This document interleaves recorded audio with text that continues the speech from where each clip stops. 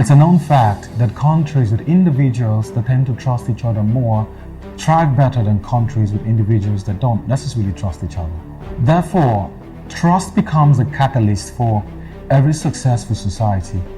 But let's be honest, it's easier to trust when the person who you're in contact with is being honest with you, because dishonesty brings distrust. So, I would like to talk to us a little bit about honesty. In fact, honesty and transparency in business.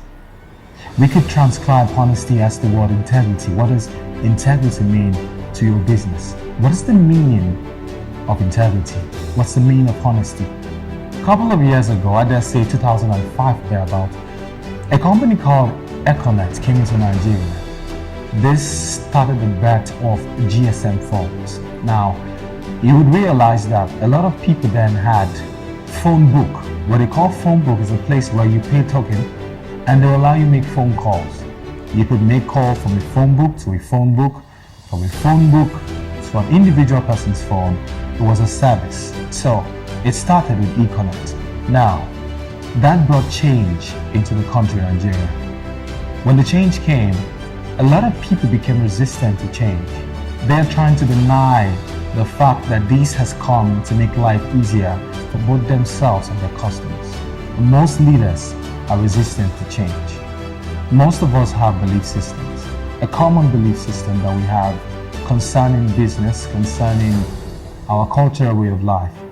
It could stop you from being honest with yourself. For example, my friend told me about his dad that feels like you shouldn't make too much profit on business. Too much profit. What is too much profit? You can't make so much profit on business. Why? Why can't you make so much profit? If the people are there to buy it, pump the price. What is so much profit? Well, apparently the church he attends stops him from making so much profit in business.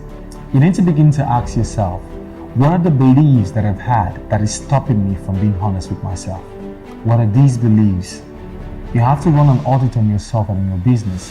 What are the beliefs that I've had? What are the changes that have happened that I believe is stopping?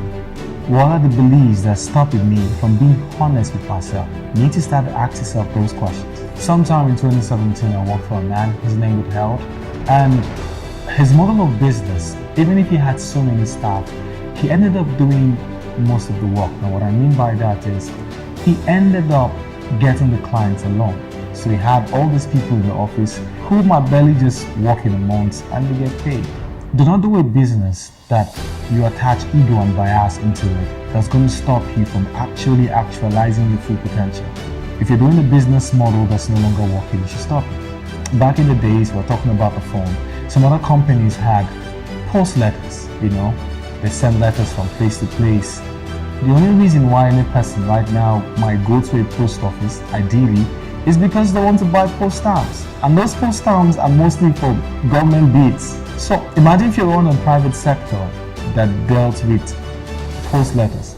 You don't have any business running that kind of business anymore because the times have changed. Change with the time. Do not allow bias and ego come into the way to stop you from being honest with yourself. You guys remember Mr. Biggs, yeah? Yeah, Mr. Biggs. When I was young, I ate Mr. Biggs. That is something I realized. If you notice, they're not around most of the time. In fact, you barely hear about Mr. Biggs. I think they've gone out of business, yes? This is something I learned. I learned that when the business started dropping was when they couldn't uphold quality assurance. This means the customers were out of the question. They started focusing more on profit. The problem with that is when the customers are not satisfied, they might not return. And that's what crashed Mr. Biggs. So people stop going to Mr. Biggs and looking for alternatives. You see, when you're trying to upscale a business to move further, you have to be honest about the kind of service or product that you're rendering. Because at the end of the day, it's all about customer satisfaction. Have you asked yourself, how can I get this honesty thing that we're talking about? Well, it starts with being honest. Being honest with the community that your business reside or that you reside. What are the things that go on in the community that you reside? What is the trend? What is happening now? What is happening now that affects my business? Being honest with ourselves, your staff, your associates. What are we doing wrong? If we can't spot it, can we get someone from the outside They can spot the things that are doing wrong that needs improvement. Is our service bad? If it's bad, how bad is it?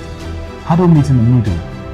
How do we balance the needs of the customers to the needs of your investors or partners? And lastly, how are you being honest with your customers, those who actually buy and use your product or services? So friends, honesty is the foundation of trust in every successful entrepreneurial journey. Until I come your way next time, the Billionaires Hub, have a wonderful year. Cheers.